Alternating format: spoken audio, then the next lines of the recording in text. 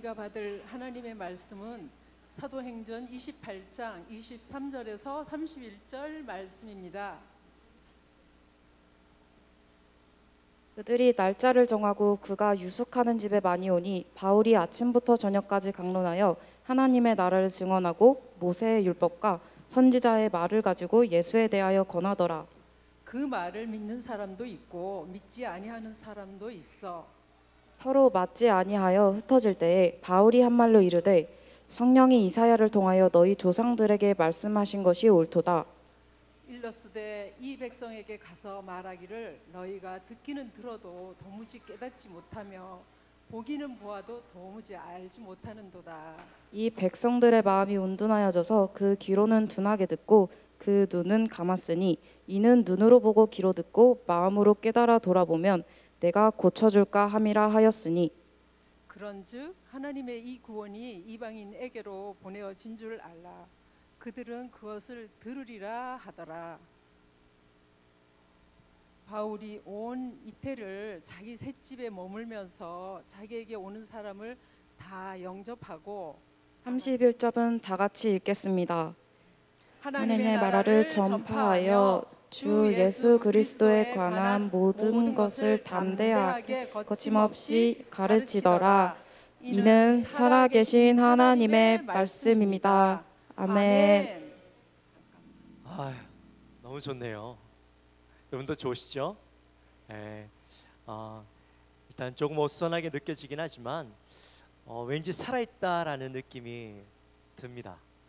그리고 우리 중고등부 아이들이 앞에 나와서 찬양하는 모습을 보는데요, 야, 얼마나 감동이 되는지.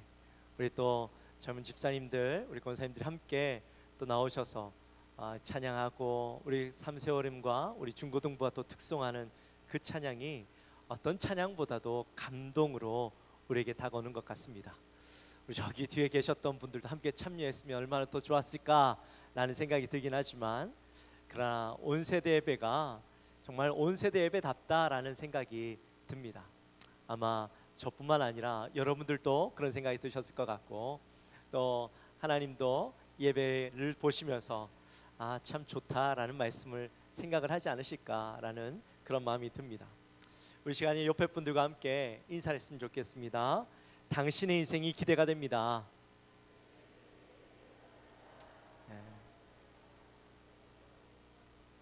우리 앞에 있는 아이들을 향해서도, 우리 교육부 아이들을 향해서도 한번 인사합시다. 너희들의 인생이 기대가 된단다. 그래요.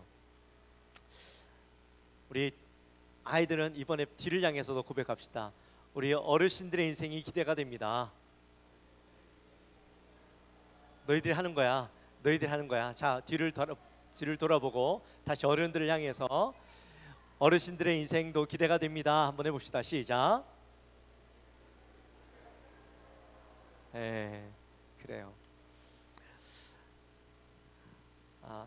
온 세대 예배가요, 함께 예배하며 또 서로를 향하여 기대하고 또 그 기대에 발맞춰서 부응하는 예배가 또 온 세대 예배죠. 오늘은 삼세오령과 중고등부가 함께 예배하고 주최해서 예배를 합니다. 참 많이 준비한 것 같습니다. 너무 좋습니다. 하나님께서 준비되어진 예배, 마음을 다하는 예배를 분명히 기뻐 받으시는 줄 믿습니다. 코카콜라 역사를 이야기할 때에 로버트 우드러프라는 사람을 빼놓을 수가 없습니다. 우드러프는 강력한 리더십으로 코카콜라를 60년이나 이끌게 되고 세계 최인류 기업으로 만들게 되는 그런 사람이죠. 원래 코카콜라는요, 약국에서 팔던 5센트짜리 소화제 대용으로 팔던 음료였습니다. 근데 이 우드러프가 남녀노소 누구나 손만 뻗치면 코카콜라를 잡을 수 있게 하겠다. 또 나의 꿈은 전 세계 모든 사람들이 코카콜라를 꼭 한 번은 먹게 하는 것이다. 그렇게 이야기를 하면서 자신의 인생을 올인합니다. 그리고 그것을 위해서 열심히 일하고 결국 세계 최고의 기업으로 성장시키게 되죠. 그가요, 생전에 사업 비결을 묻는 기자들에게 이렇게 이야기했답니다. 내 혈관 속에 흐르는 것은 피가 아니라 코카콜라입니다. 내 혈관 속에 흐르는 것은 피가 아니라 코카콜라입니다. 여러분, 사실 이게 말이 되는 거예요? 어떻게 사람의 그 혈관 속에 피가 흐르지 않고 코카콜라가 흐를 수 있겠어요? 말이 안 되죠. 근데 이 말은 그가 얼마나 코카콜라에 대한 열정이 강했는가 하는 것을 보여주는 것이죠. 사랑하는 성도 여러분, 여러분 안에는 무엇이 흐르고 있습니까? 여러분 몸 안에 만약에 제가 여러분의 몸에 바늘을 찌른다면 여러분의 몸에서는 무엇이 흘러나올까요? 에? 할렐루야. 야, 역시 영광교회 어르신들답습니다. 예수. 그래요. 예수가 나오는 사람도 있겠고, 또 어떤 사람들은 돈이 나오는 사람도 있을 것이고, 또 어떤 사람들은 이 성공이 나오는 사람도 있을 것이고, 또 어떤 사람들은 가정이 나오고, 또 요즘 젊은 분들은 워라벨을 중요하게 하죠. 워라벨이 나오기도 할 것이고, 또 어떤 분들은 이 편안한 삶, 그것이 나오는 분도 계실 겁니다. 만약에 우리 권사님들이 말씀하신 것처럼 예수 그리스도가 아니라 다른 무언가가 나온다면 여러분은요, 깊이 생각해 봐야 됩니다. 나는 그리스도인이 맞는가 생각해 봐야 합니다. 사랑하는 성도 여러분, 우리의 열정, 그것은요, 우리의 인생을 올인해도 아깝지 않을 곳에 그 열정을 두어야 합니다. 우리의 가치를 두고 살아야 합니다. 여러분의 인생에 가장 가치가 있다고 생각하는 게 무엇입니까? 그리고 그것을 위해서 정말 열심히 달려가고 계십니까? 오늘 성경에 보면 사도 바울이 나오는데, 사도 바울이 로마에 가 있는 것을 보게 됩니다. 사실 오늘 본문 이전의 말씀들을 쭉 보면 사도 바울이요, 로마에 가기까지 얼마나 많은 죽을 고비를 넘겼는지 모릅니다. 3차 전도여행을 하다가요, 그가 이제 3차 전도여행을 마치고 예루살렘으로 가게 됩니다. 예루살렘으로 가면 어떤 일이 있을 줄 알고 있었습니다. 사람들이 나를 죽이려고 할 것을 알고 있었습니다. 그런데도 불구하고 그것이 하나님의 뜻이라고 생각하고 그가 예루살렘으로 가게 되어지죠. 아니나 다를까 거기에는 자기를 죽이기 위해서 많은 사람들이 혈안이 되어 있었습니다.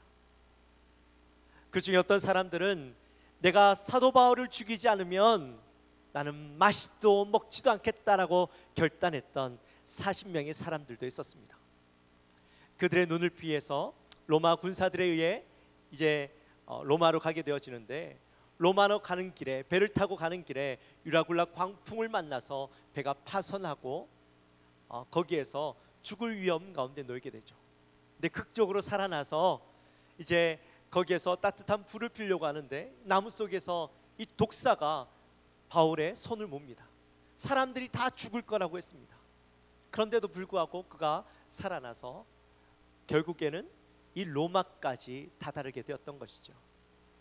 그렇게 수없이 많은 죽음의 위협 가운데서도, 죽음의 위기 가운데서도 그가 로마로 와야 했던 이유는 바로 그의 사명 때문이었습니다.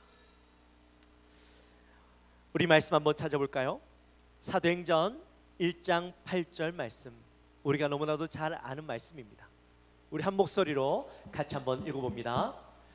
오직 성령이 너희에게 임하시면 너희가 권능을 받고 예루살렘과 온 유대와 사마리아와 땅끝까지 이르러 내 증인이 되리라 하시니라. 아멘. 아멘. 그래요, 잘했어요. 이 말씀은 예수님께서 승천하시기 전에 모든 제자들에게 주신 말씀이죠. 이것은 모든 그리스도인들에게 사명으로 주어진 말씀입니다. 근데 사도 바울은 비록 예수님을 그 자리에서 만나고 이 사명을 듣지 못했지만 하나님께서 나에게 주신 사명, 예수님께서 나에게 주신 사명으로 믿고 그가 땅끝까지 복음을 증거하기 위해서 이 로마로 가야 된다라는 마음을 가지고 오게 되었던 것이죠. 비록 그가 로마에 도착을 했지만 죄수의 몸으로 왔기 때문에 그가 몸이 자유롭지 못했습니다. 다행히 시민권자, 로마 시민권을 가진 자였기 때문에 감옥에 들어가지 않고 가택연금을 되게 하게 되지만, 가택연금은 뭐예요? 집 밖으로 나갈 수 없는, 집안에서 쇠고랑을 차고 감옥과 똑같은 삶을 살아갈 수밖에 없는 환경 가운데 있었던 거예요. 복음을 전하기 위해서 로마에 왔지만 가택 연금을 당한 상태에서 복음을 전하는 것이 쉽지가 않았겠죠. 만약 우리 같으면 그 상황 가운데 복음을 전해야 된다고 하면 아마 우리는 그랬을 겁니다. 아니 하나님, 내가 이곳에 복음을 전하러 왔는데 내 몸을 자유롭게 해주셔야 내가 복음을 전하죠. 여기에서 묶인 상태에서 집 밖으로 나갈 수 없는 이 상태에서 내가 어떻게 복음을 전하겠습니까? 라고 그렇게 이야기했을지도 몰라요. 근데 바울은 그런 환경과 상황에 개의치 않고 어떻게 해서라도 복음을 전할 기회를 잡습니다. 우리 17절 말씀 한번 앞에 부분만 잠깐 읽어볼까요? 같이 있습니다. 사흘 후에 바울이 유대인 중 높은 사람들을 청하여. 아멘. 바울이 로마에 도착한 지 3일 만에 그 로마에 있던 유대인들 중에 높은 사람들을 초청을 합니다. 바울이 복음을 전할 때 보면 가장 먼저 찾아간 곳이 어디예요? 그곳에 있는 유대인 회당을 찾아갔죠. 그가 항상 그 지역에서 유대인 회당에 찾아가서 복음을 먼저 전합니다. 그렇게 했던 이유는 자기 민족이 이 복음을 듣고 간절히 회복되어지고 예수 그리스도를 믿기 원하는 마음이 있었기 때문이죠. 로마서 9장 1절부터 3절까지의 말씀을 보면 우리 같이 한번 읽어볼까요?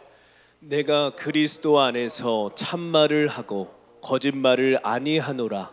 나에게 큰 근심이 있는 것과 마음에 그치지 않는 고통이 있는 것을 내 양심이 성령 안에서 나와 더불어 증언하노니, 나의 형제 곧 고륙의 친척을 위하여 내 자신이 저주를 받아 그리스도에게서 끊어질지라도 원하는 바로라. 아멘. 아멘.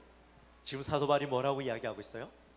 그가 나의 생명이 끊어지게 될지라도 내가 우리 민족, 나의 친척과 나의 혈육이 예수 그리스도를 믿을 수만 있다면 그렇게 되었으면 좋겠다. 그렇게 되어도 괜찮다. 내가 죽어도 괜찮다. 그리스도에게서 끊어져도 괜찮다 라고 이야기하고 있어요. 그만큼 자기 민족에 대한 애정, 그들이 예수 그리스도를 믿었으면 하는 그 갈망함이 이 사도 바울에게 늘 있었다라는 거예요. 그래서 그가 항상 어디를 가든지 제일 먼저 찾아가는 곳은 자기 민족에 있는 그리스도의 유대인의 회당으로 찾아갔던 거예요. 사실 그가 지금 로마에 왔지만 로마에 오는 과정은 녹록지 않았습니다. 그리고 그가 로마에 올 수밖에 없었던 이유는 유대인들 때문이었죠. 자기 민족 때문이었죠. 나를 죽이려고 하는 그 사람들 때문에 어쩔 수 없이 이 로마의 죄수의 몸으로 오게 되었지만, 자기 민족인 유대인들을 원망할 수도 있는데도 불구하고 로마에 와서도 제일 먼저 만나는 사람들이 바로 유대인들이었다라는 거예요. 여러분, 지금 이 사도 바울에게서 그 열정이 보이십니까? 복음에 대한 열정, 어떤 상황과 환경에 개의치 않고 어떻게 해서라도 그 사람들에게 복음을 증거하려고 하는 열정, 기회를 찾으려고 하는 그 모습. 여러분, 우리의 모습은 어떻습니까? 우리의 모습은 정말 사도 바울처럼 복음을 전하고자 하는 열정이 있습니까? 우리는 혹시 상황과 환경을 따져가면서 내가 복음을 증거할 수 없는 이유와 어떤 그런 핑곗거리만 찾고 있는 우리의 모습은 아닐까요? 지난주에 너무 감사한 이야기를 들었어요. 이제 수요 전도팀이 전도를 시작한 지 2주가 되었습니다. 근데 지난주에요, 20명이 넘는 분들이 전도하기 오셨대요. 근데 그분들이 오셨는데 시간이 남아들어서 오신 걸까요? 아니요. 다들 일이 바쁘고 한데도 불구하고 그 일을 잠깐 멈춰놓고 교회로 달려와서 전도하는 일을 감당하셨던 거예요. 몸이 아프신데도 불구하고 내가 전도해야 된다는 사명이 있기 때문에 그분들이 아픈 몸을 이끌고 오신 거예요. 나가서 이 건빵 들고 주위 사람들에게 나눠주며 그리스도의 사랑을 나누는 일들을 했어요. 그 이야기를 듣는데 얼마나 감동이 되는지요. 우리 사랑방장님들과 이렇게 사랑방 공부를 하면서, 방장 공부를 하면서 대화를 나눠보면 우리 사랑방장님들이 그들이 있는 그곳에서 복음을 전하기 위해서 얼마나 노력하는지 간증을 들을 때가 있어요. 직장 동료들에게, 또 그곳에서 만나는 사람들에게 가서 복음을 전할 기회를 찾고 그들에게 예수 그리스도를 전하고자 하는 그 열정과 마음이 있는 것들을 봐요. 여러분, 하나님께서 그 모습을 얼마나 귀하게 여기시겠습니까? 근데 우리가 있는 그 자리에서 복음을 증거하는 것이 결코 쉬운 일은 아니죠. 가까운 곳에 있는 사람들에게 복음을 전하는 것은요, 어렵습니다. 왜냐하면 내가 그들에게 복음을 전할 만큼 그 복음에 부끄럽지 않은 삶을 살아야 되기 때문이죠.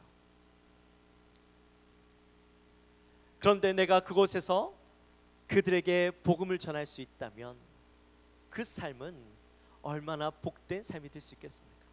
마치 사도 바울이 그 가까이 있는 사람들, 자기 민족을 향하여서 복음을 전하기 위해서 애쓰며 가장 먼저 그들을 초청하고 그들에게 복음을 증거했던 것처럼 내 가까이 있는 사람들에게 복음을 증거하기 위해서 나의 삶이 그 복음에 부끄럽지 않은 삶을 살아가기 위해서 애쓰는 그 모습. 오늘 여기에 유치부 아이부터 유초등부, 중고등부 청년들이 있지만 여러분들에게도 동일한 은혜가 있게 되시기를 주님의 이름으로 축원합니다. 여러분이 있는 곳이 학교고 직장이고 그것이 그냥 학교고 직장이 아니에요. 하나님께서 여러분들을 보내신 선교지예요. 그곳에서 여러분은 어떻게 하면 내가 예수 그리스도를 전할 수 있을까를 고민하는 삶이 되어야 돼요. 사도 바울이 어떻게 하면 복음을 전할 수 있을까 고민했던 것처럼 여러분의 삶 속에서도, 여러분이 있는 그곳 현장에서도 내가 어떻게 하면 복음을 전할 수 있을까 늘 고민하고 그 복음에 자신감을 가지고 복음에 부끄럽지 않은 삶을 살아가며 전하는 삶을 살아야 되는 거예요. 만약에 내가 그곳에서 복음을 전하게 되어진다면 그 삶에는요, 놀라운 변화가 일어날 겁니다. 놀라운 역사가 일어날 겁니다. 지금 바울이 감금된 상태에서 복음을 증거하죠. 사람들을 초청하고 아침부터 저녁까지 복음을 전합니다. 우리 23절 말씀 같이 한번 읽읍시다. 그들이 날짜를 정하고 그가 유숙하는 집에 많이 오니 바울이 아침부터 저녁까지 강론하여 하나님의 나라를 증언하고 모세의 율법과 선지자의 말을 가지고 예수에 대하여 권하더라. 아멘. 아멘.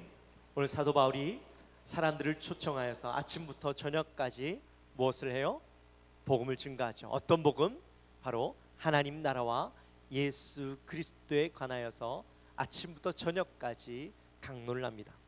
여러분, 하나님 나라는 어떤 것입니까? 하나님 나라가 뭐예요? 하나님 나라는 많은 사람들이 죽으면 가는 곳이라고 생각을 합니다. 그런데 하나님 나라는 예수님이 이 땅에 오심으로 이 땅에서도 우리가 경험할 수 있는 나라가 하나님 나라예요. 예수 그리스도를 내 마음에 모시고 나의 주인으로 모시고 살아가면 경험할 수 있는 것이 바로 하나님 나라예요. 사도 바울이 사람들을 불러 모아서 아침부터 저녁까지 그 하나님 나라에 대해서 이야기하는데, 하나님 나라를 경험하려면 바로 예수 그리스도를 믿어야 된다라고 이야기하는 겁니다. 근데 예수 그리스도가 어떤 분이냐? 유대인들은 성경에 대해서 잘 알고 있었어요. 구약 성경을 너무나도 잘 알고 있었어요. 그는 어릴 때부터 계속해서 그 말씀을 읽어왔고 암송해 왔어요. 근데 성경 말씀은 알고 있었지만 그 말씀이 무엇을 의미하는지는 잘 몰랐어요. 그래서 그 말씀을 표면적으로만 알고 표면적으로만 암송할 뿐이었죠. 근데 사도 바울이 아침부터 저녁까지 그 구약 속에 숨겨져 있던 말씀의 의미, 바로 이 말씀이 예수 그리스도를 이야기하고 있는 것이고, 예수 그리스도가 행했던 그 모든 행적들이 바로 구약의 선지자들을 통하여서 미리 예언되어졌던 것이 이루어진 것이다 라는 것을 전해주었던 거예요. 그렇게 이야기해 주었더니 그 말씀을 받는 유대인들의 마음이 어땠겠어요? 여러분, 우리가 요즘 매일 큐티 하잖아요. 큐티를 가지고 새벽마다 말씀을 함께 나누고 금요일 저녁에 말씀을 나누는데, 사실 큐티 말씀을 가지고 말씀을 전하는 게요, 우리 목회자들에게는 굉장히 힘들어요.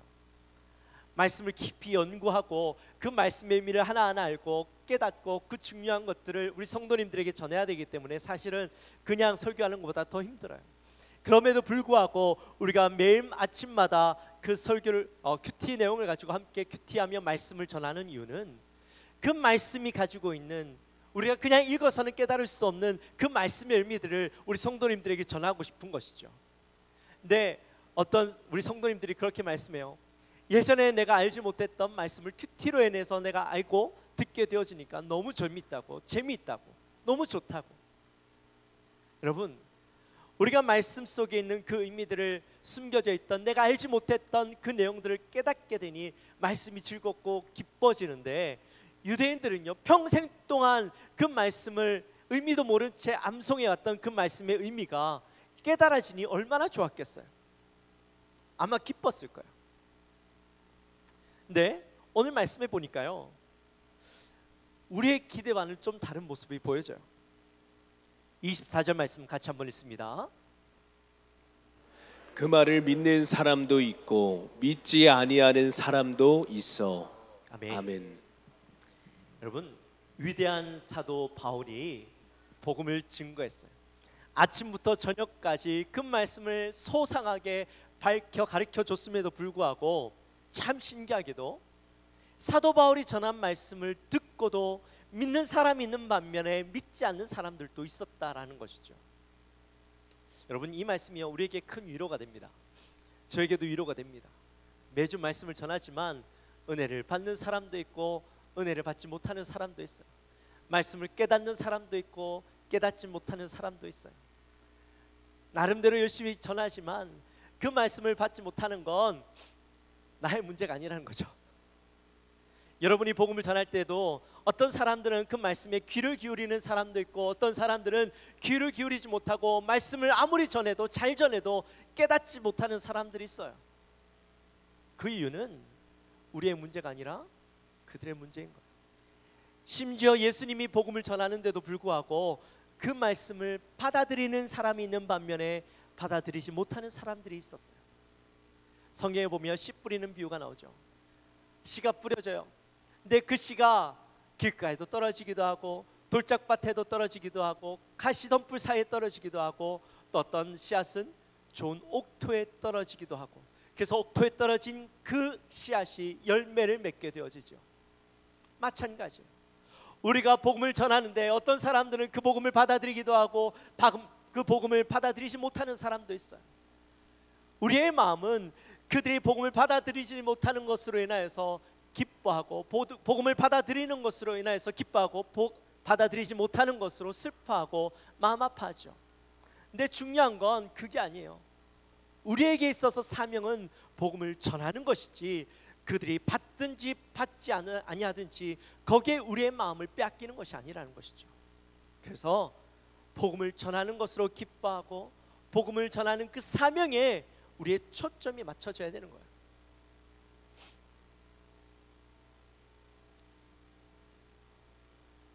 우리가 살아가면서 복음을 전할 기회를 찾는 것, 그게 너무나 중요해요. 우리가 공부를 할 때도 공부하는 목적이 뭐야 돼요? 좋은 대학교 가는 게 목적이에요? 좋은 직장을 찾는 게 목적이에요? 아니에요.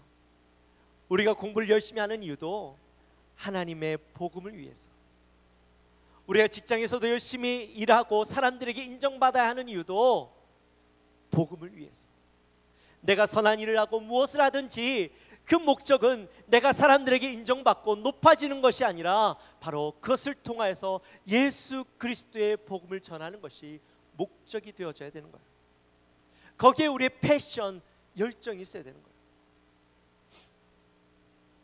결국 사도 바울이 복음을 전하는데요, 복음을 받아들이는 사람도 있고 받아들이지 못하는 사람도 있지만 거기에 실망하거나 좌절하거나 기뻐하지 않아요. 사도 바울은 계속해서 그 복음을 전하는 일을 멈추지 않는 것을 보게 됩니다. 우리 한번 30절 말씀 같이 읽습니다. 바울이 온 이태를 자기 셋집에 머물면서 자기에게 오는 사람을 다 영접하고. 아멘. 아멘.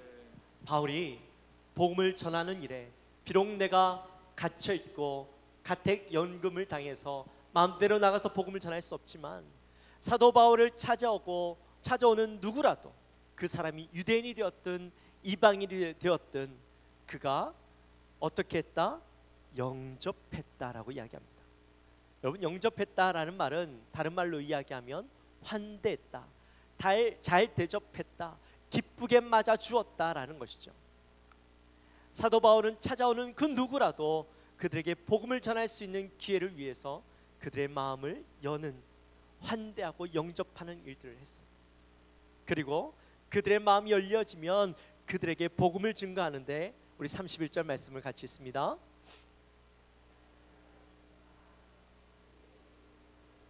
관한 모든 것을 담대하게 거침없이 가르치더라. 아멘. 아멘. 사도 바울이 그들의 마음을 열고 어떻게 복음을 증거해요? 예수 그리스도에 관한 모든 것을 담대하게 거침없이 전합니다. 여러분, 우리가 복음을 전하는 데 있어서는요, 거침이 없어야 됩니다. 두려움이 없어야 합니다. 자신이 있어야 합니다. 하나님의 말씀은 1.1획도 변함이 없습니다. 거기엔요, 거짓이 없습니다. 내 상황과 내 상태가 어떠한 것과는요 전혀 상관없이 하나님의 말씀은 늘 동일하고 살아있는 말씀입니다. 우리가 그 말씀을 전할 때는요, 내 상황과 상관없이 늘 담대하게 선포할 수 있어야 합니다. 자신감이 있어야 합니다. 그 말씀에는 생명력이 있음을 믿고 우리가 복음을 증거해야 됩니다.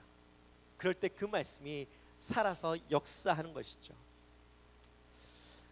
특별히 우리가 복음을 전하는 사명을 가지고 살아야 하는데, 그 복음을 전하는 사명을 위해서 우리는 어떻게 해야 되느냐? 내가 하나님의 말씀을 잘 알아야 되겠죠.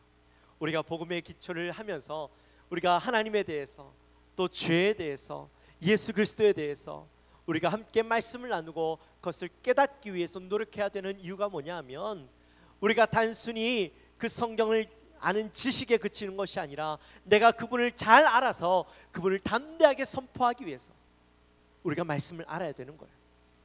뿐만 아니라 우리가 복음을 증거할 때에 말씀을 잘 알기도 하지만 내가 경험한 하나님, 내가 만난 예수 그리스도, 내가 확신을 가지고 믿게 되어진 그 예수 그리스도에 대해서 담대하게 전할 수 있어야 되는 거예요.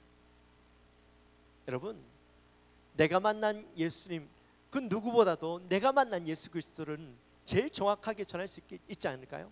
내가 경험한 예수 그리스도를 누구보다도 제일 잘 증거할 수 있지 않겠습니까? 우리는 그래서 그 예수 그리스도를 경험하고 잘 알게 하기 위해서 늘 노력하고 주님을 사모하고 주님에 대한 열정을 가지고 그 인생을 살아가야 하고, 내가 만난 예수 그리스도를 전하기 위해서 애써야 하는 거예요. 자신 있게 선포하고 사람들에게 다른 건 몰라도 내가 만난 예수님은 이런 분이야 라고 전할 수 있는 담대함이, 자신감이 우리에게 있어야 하는 것이죠. 우리 사랑하는 성도 여러분, 여러분에게는 그 담대함이 있습니까?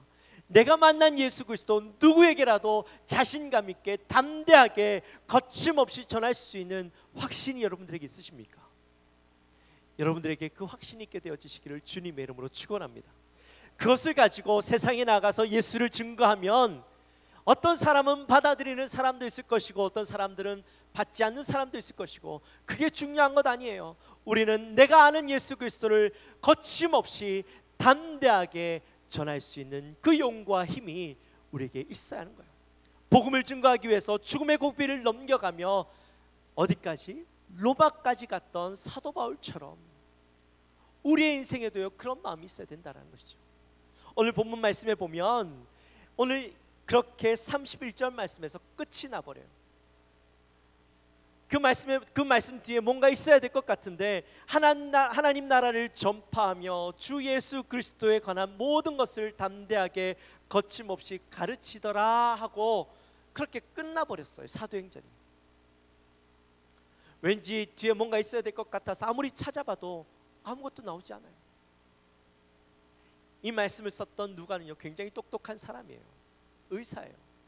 근데 왜 이렇게 뒤를 다 마무리하지 않고 미완성으로 끝내버렸을까요? 사도행전이 미완성으로 끝나버렸어요. 바빠서 못 썼을까요? 여러분, 사도행전이 이렇게 31절에서 미완성으로 끝나버린 이유가 있어요. 그 이유는 사도 바울이 복음을 증거하고 그가 담대하게 거침없이 복음을 전하고 그 다음 이 바통을 누구에게 넘기는 것일까요? 바로 우리에게 넘기는 것이죠. 사도행전은 이게 끝이 아니야. 주의 복음을 증거하는 그 일들이 사도 바울로 인해서 끝이 난 것이 아니라 그 사도의 그 사명을 계속해서 누군가가 이어받아야 되는데, 사도 바울 이후의 시대를 살아가고 있는 그 사람들이 바로 그 사명을 이어받는 사람들이 되어야 된다라는 것을 말씀해 주고 있는 것이죠.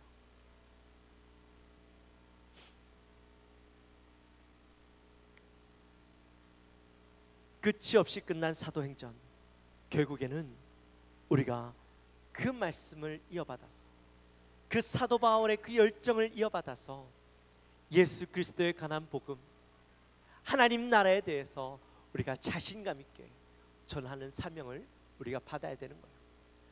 하나님이, 예수님께서 모든 믿는 자들에게 사도행전 1장 8절의 말씀을 주신 것과 같이, 그것이 사도 바울에게 주어진 것으로 끝난 것이 아니라 바로 나에게 주어진 것을 깨닫고 우리도 그 말씀을 증거하기 위해서 예루살렘에서, 온 유다 땅에서, 사마리아 땅에서 어디까지? 땅 끝까지 복음을 증거하는 사명을 우리가 감당해야만 하는 것이죠. 사랑하는 성도 여러분, 우리의 인생의 열정이 단지 돈 벌고 성공하고 잘 먹고 잘 사는 것에 있어야 되는 것이 아니에요. 무엇을 하든지 그 일을 통하여서 예수 그리스도의 복음이 증거되어지고 전파되는 것에 우리의 열정이 있어야 합니다. 우리의 인생의 끝에는 무엇이 남아야 될까요? 예수 그리스도가 남아야 돼요. 내가 지나간 그 흔적 속에 남아야 되는 것은 나의 이름이 아니라 예수 그리스도 복음이 남아 있어야 합니다. 나를 만났던 사람들이 나를 기억하며 그들의 머릿속에 떠올려야 하는 것은 바로 예수 그리스도의 복음입니다. 성공의 기도문에 보면 이런 글이 있습니다. 하나님께 영광을 돌리는 것은 위대한 어떠한 일을 시작하는 것이 아니라 동일한 일을 계속해서 끝날 때까지 하는 것이다. 우리 영광교회 모든 성도님들은 바로 그 복음을 땅끝까지 전하는 그 위대한 일을 주님 오시는 그날까지 사도 바울이 우리에게 넘겨준 그 바통을 이어받아 끝까지 충성되이 감당하시는 우리 모든 성도님들이 되어지시기를 주님의 이름으로 축원합니다. 우리 함께 선포할까요? 땅끝까지 복음을 증거하며 전파하며 살겠습니다. 우리 큰 목소리로 같이 선포합시다. 땅끝까지 복음을 증거하며 전파하며 살겠습니다. 다시 한번, 땅끝까지 복음을 증거하며 전파하며 살겠습니다. 나는 예수님의 증인으로 살겠습니다. 같이 한번, 나는 예수님의 증인으로 살겠습니다. 우리 유초등부, 우리 중고등부, 청년부, 유치부 아이들만 한번 고백합시다. 나는 예수님의 증인으로 살겠습니다. 시작. 나는 예수님의 증인으로 살겠습니다. 이 나는 예수님의 증인으로 살겠습니다, 이거는 우리 유초등부 우리 설교 가운데 있는 내용이에요. 여러분, 우리가 인생을 살아갈 때에 정말 예수 그리스도의 증인으로 이 땅 끝까지 주의 복음을 증거하며 전파하며 살아가는 우리 모든 영광교회 성도님들이 되어지시기를 주님의 이름으로 축원합니다. 우리 시간 함께 기도합시다. 하나님 아버지, 감사합니다. 오늘 온세대 예배를 통하여서 땅 끝까지 전파라는 말씀을 가지고 함께 은혜를 나누었습니다. 사도 바울이 그 죽음의 위협 가운데도 주의 복음을 증거하기 위해서 로마를 향해 달려갔습니다. 비록 가택 연금 상태에 있었지만, 집 밖을 나갈 수 없는 그런 인생이었지만, 그가 전할 수 있는 기회를 찾고 만날 수 있는 사람들에게 환대하며 복음을 증거하는 그 사명을 감당했던 것처럼, 우리도 우리에게 주어진 그 상황과 환경 속에서 주의 복음을 증거하고 주의 복음을 증거하는 그 사명을 잊지 않고 온 힘을 다해 달려나갈 수 있는 우리 영광교회 성도님들 될 수 있도록 주여 인도하여 주옵소서. 여전히 사도행전의 삶을 이어가고 있는 우리의 모습 속에 자신감과 담대함이 일어나게 하여 주시고, 그 말씀을 증거하는 일이 두려움이 아니라 부끄러움이 아니라 살아계신 하나님을 온전히 선포하며 자신감 있게 주의 이름을 부르짖으며 나아갈 수 있는 우리 모든 영광교회 성도님들 되게 하여 주옵소서. 감사합니다. 예수님의 이름으로 기도하옵나이다. 아멘.